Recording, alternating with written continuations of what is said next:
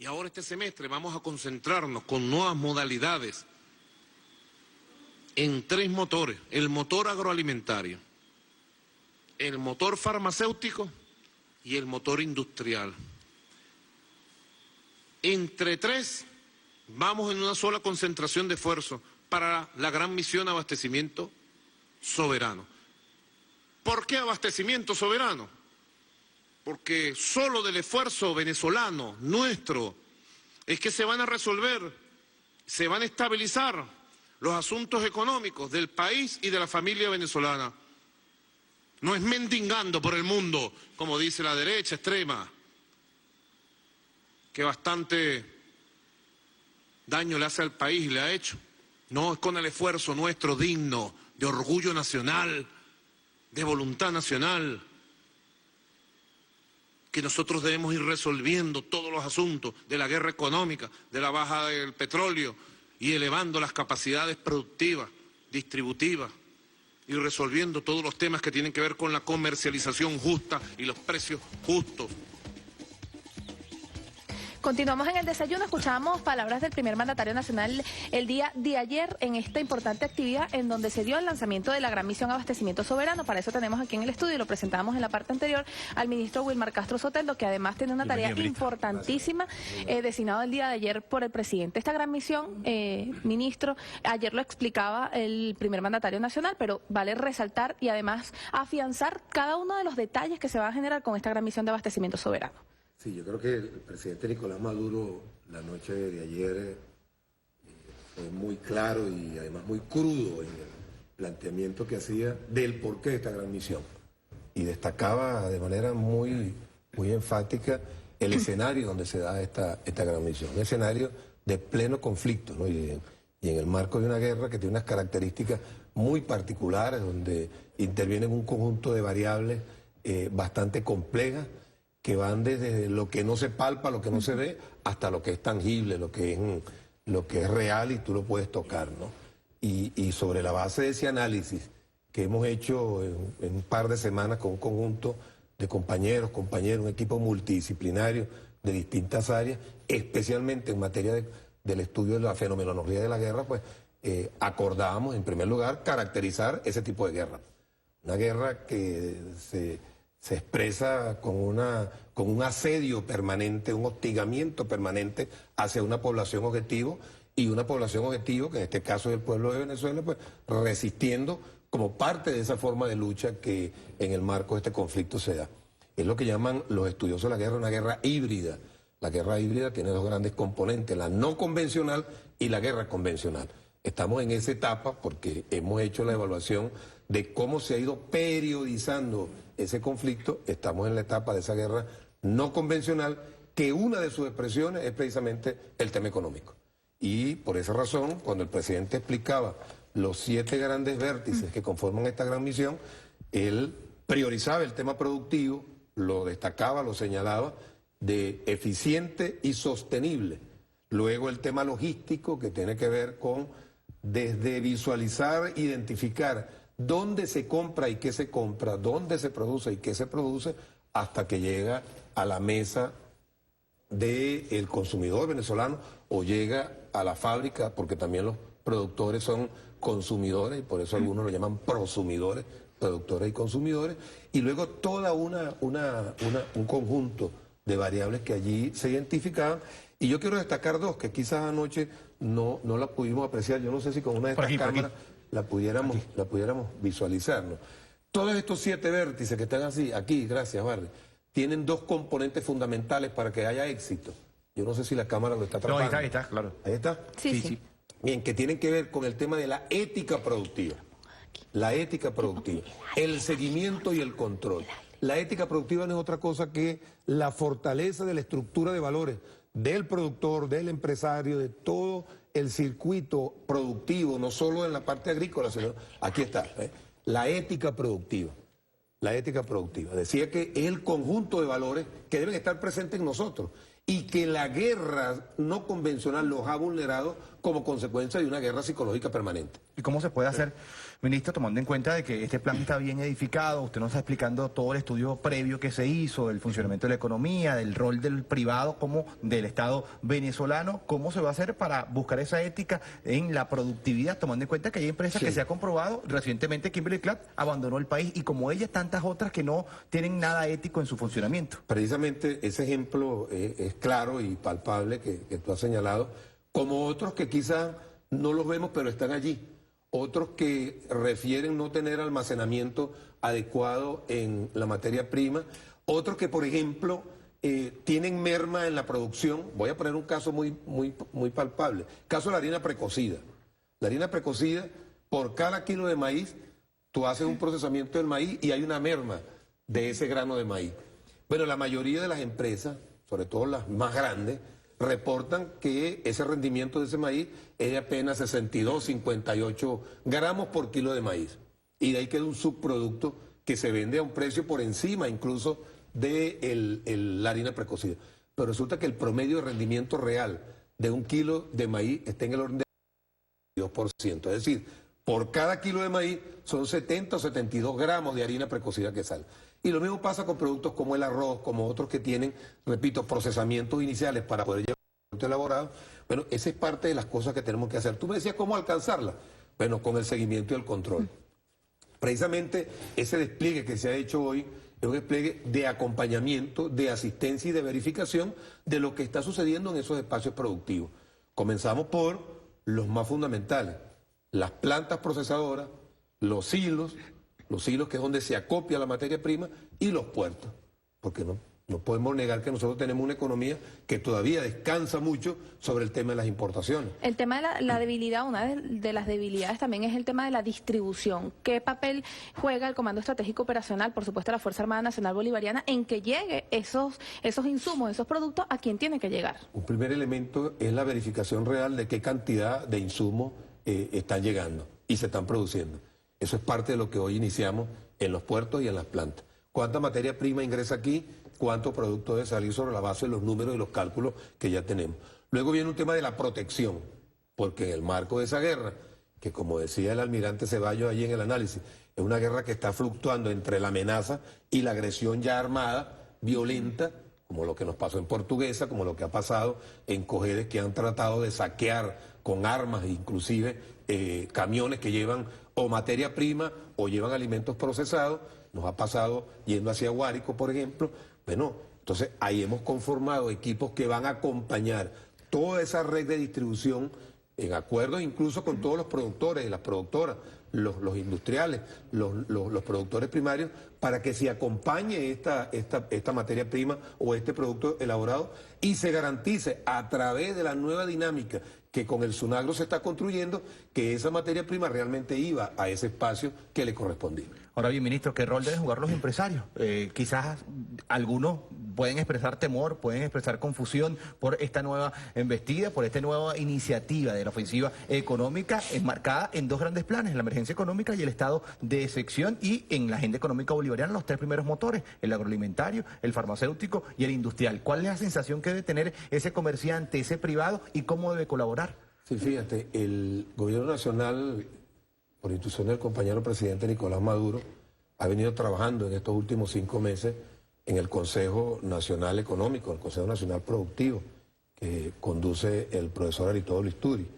Y allí con los distintos sectores, de distintas posiciones ideológicas, de distintas visiones del mundo, de distintas formas de producción, se han venido acordando medidas que las hemos consensuado en la diversidad y hemos generado política. Esa confianza que allí se ha venido construyendo, yo creo que con estas medidas, estoy convencido, con estas medidas lo que se van es a fortalecer mucho más, porque precisamente nosotros le vamos a ir dando seguimiento en esa variable que colocaba allí de la ética productiva y del seguimiento del control, darle seguimiento a que lo que allí estemos planteando lo vamos a ir cumpliendo de manera adecuada. Y nosotros hemos establecido un mecanismo. Yo traje algunas láminas acá que pudieran ser, yo no sé si las pudiéramos mostrar aquí, por ejemplo, mecanismos que nosotros vamos a fortalecer la supervisión para el fortalecimiento de la fuerza productiva. 4 grandes áreas que están allí. Una de ellas es la materia prima, otra de ellas es el tema de la capacidad instalada, otra de ellas es la fuerza de trabajo y otra de ellas tiene que ver con los servicios. los servicios que permiten que esa empresa funcione, la electricidad, las aguas servidas, el agua potable, etc. Y voy a poner un ejemplo sobre esto. Tenemos un caso de una planta de harina precocida también que está produciendo apenas 3.000 toneladas. Y resulta que no puede producir mucho más porque le hace falta generación eléctrica y no tiene una planta eléctrica. Bueno, esa debilidad la conseguimos sobre la base de los diagnósticos que venimos haciendo. Nosotros estamos obligados, y es posible que en un par de semanas esa planta de harina precocida ya tenga su planta eléctrica, y solamente con la atención de permíteme mostrar una formulita aquí muy sencilla, parece compleja pero es sencillita, ¿no? Solamente si nosotros le damos esa planta eléctrica, le vendemos, le instalamos esa planta eléctrica, esa empresa puede triplicar la producción de harina precocida. Y esas 4 variables que tienen que ver con, repito, la capacidad instalada, la fuerza de trabajo, el tema de la materia prima y el tema de los servicios, tienen una valoración que nosotros se la damos cercana a uno. Si una de ellas falla, por ejemplo, si la capacidad productiva está en este valor, en 0,25, esa planta va a producir 0,25 de su capacidad instalada. Si de repente la materia prima llega a 1/4, esa planta va a producir un cuarto. Si de repente la fuerza laboral está en 0,75 y las demás variables están funcionando, esa planta produce 0,75. Si una de esas variables está en 0, en este caso pusimos en 0 los servicios, esa planta produce 0. ¿Cuál es nuestro reto? Que todas estas variables se acerquen a 1. Esa es parte de la tarea que vamos a hacer con los trabajadores. ¿Con empresas públicas y privadas? Públicas y privadas, ojo. Esto no es únicamente que el sector privado, no. Esto es público y privado. Y por otro lado, hay un conjunto de variables que hemos llamado factores claves del éxito, que entre otras tenemos la planificación, la dirección, los recursos, las acciones, etcétera, que generan todos estos factores, trabajados de manera adecuada, generan el éxito. La variable, la ausencia de uno de estos factores que está acá, puede generar confusión, ansiedad, lentitud, frustración, matar los sueños, etcétera. Bueno, nuestra intención es hacerle seguimiento, porque no solo es aplicar métodos que hagan más eficiente la producción, es que también se establezca una nueva forma de relacionamiento entre la fuerza trabajadora y la que maneja el capital. Nueva forma de relaciones de producción es lo que estamos empujando para que no suceda lo que pasó en Kimberley.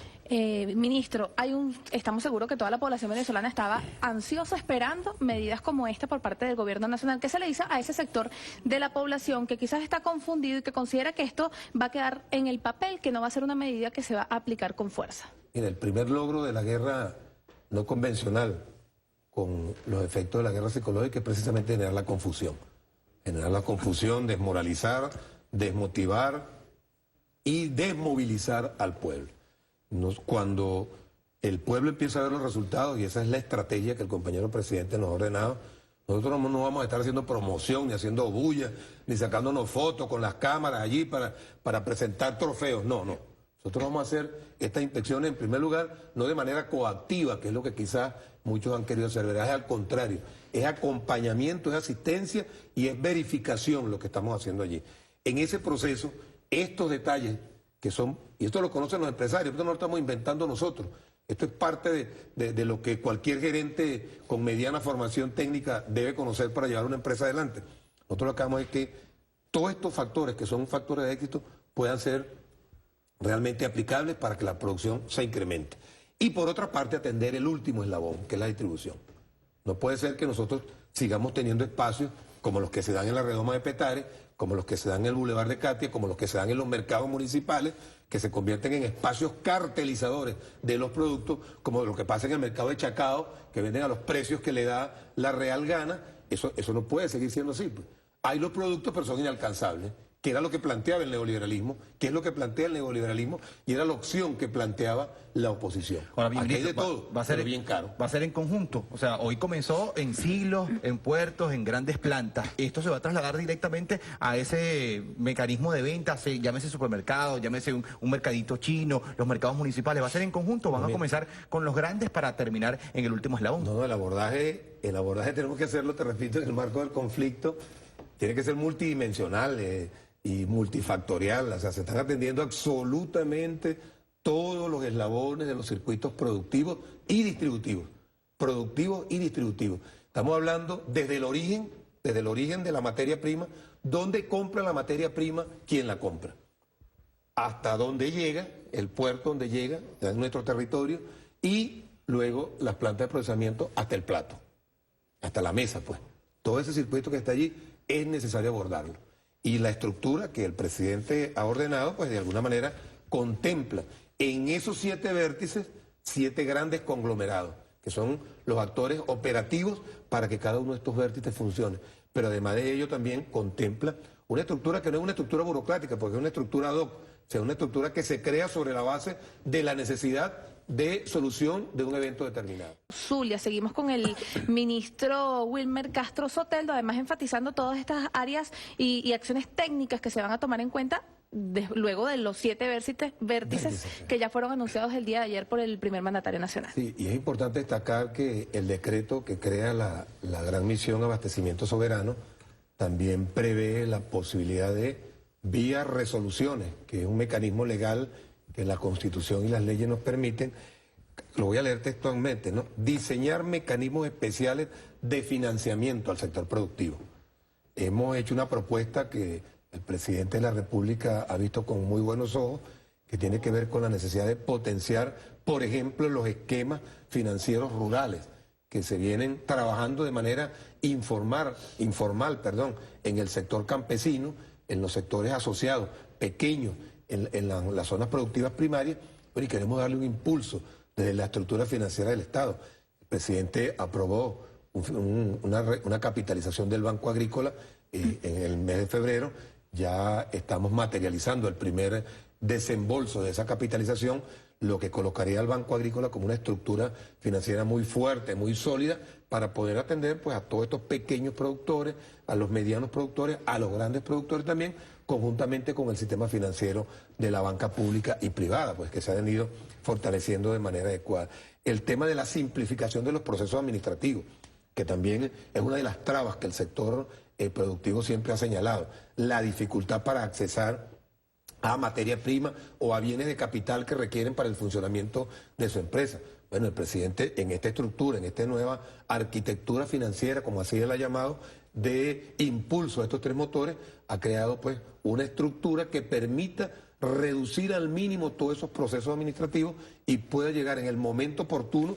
Por eso le colocábamos allí producción eficiente y sostenible, logística y distribución pertinente, porque el tema logístico es estructural, es transversal en cada uno de los elementos del circuito productivo. El tema de la copia, el tema del transporte, del abastecimiento, del almacenamiento, el tema de la distribución, todo eso es fundamental. Va a tener estructuras de apoyo real que tienen que ver no solo con la parte financiera, sino también con el acompañamiento y la asistencia técnica. Hay un vértice, el vértice de la organización productiva, consolidación y organización productiva, que no es otra cosa que ordenar los circuitos productivos en primer lugar.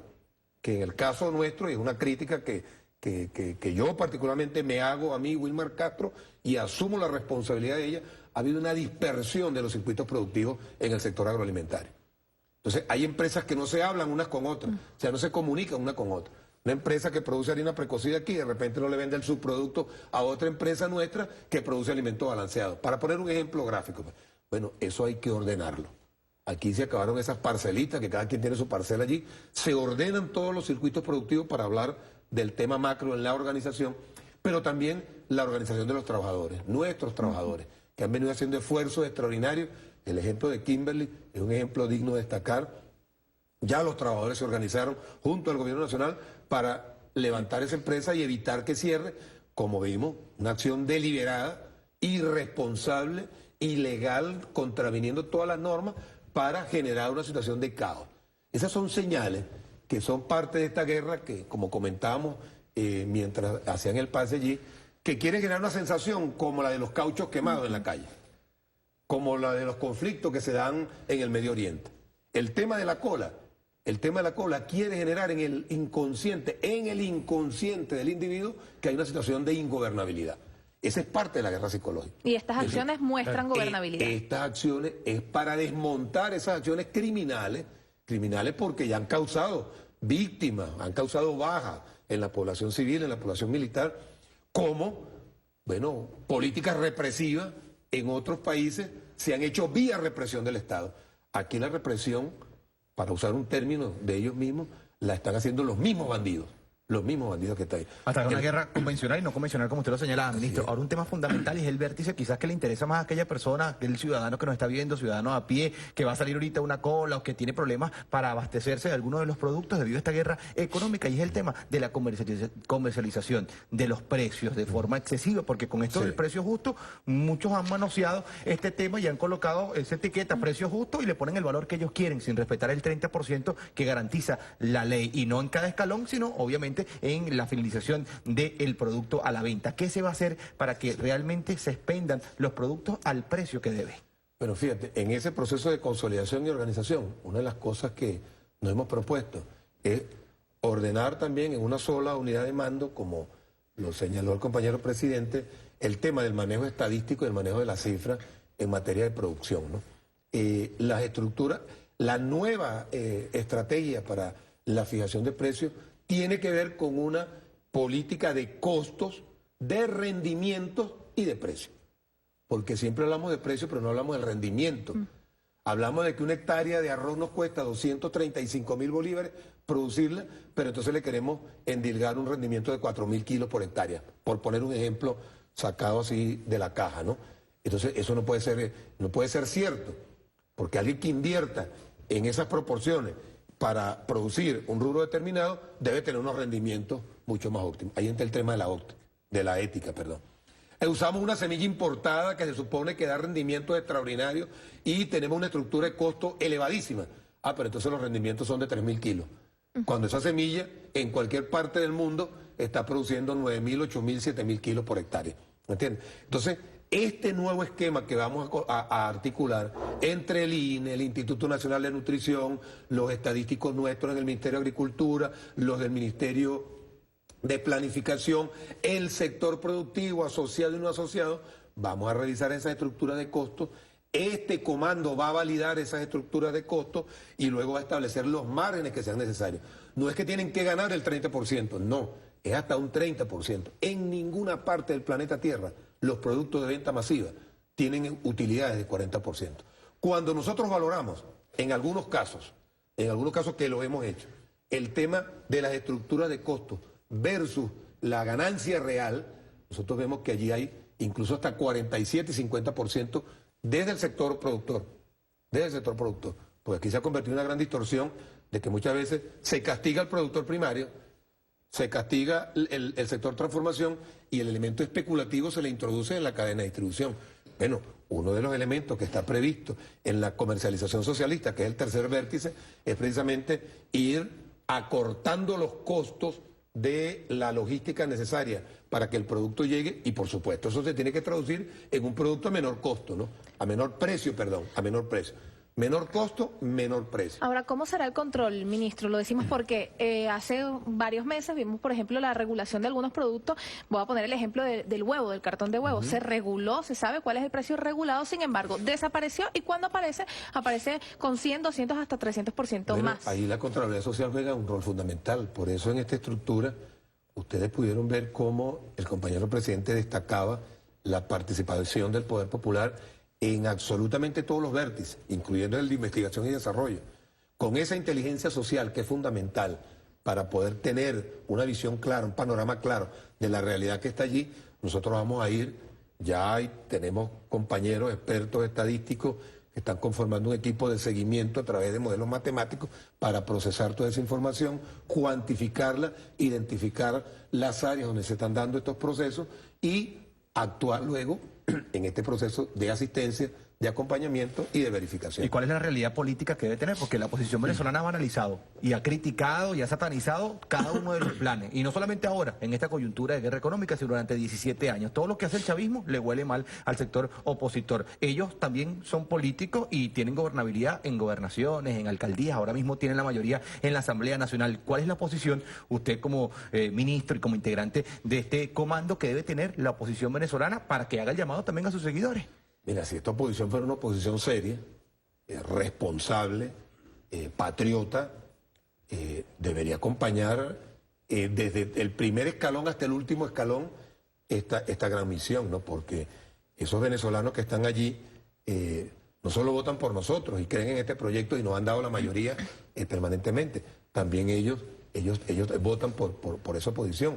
Y esa oposición, esa población que de alguna manera nos adversa, va a estar altísimamente beneficiada por estos mecanismos que nosotros estamos llevando adelante. Porque si hay una población que ellos han maltratado, ha sido a la población que vota por ellos, a esa clase media que está allí. No olvidemos que más del 90% de las cadenas de distribución del país están en manos de sectores que nos adversan.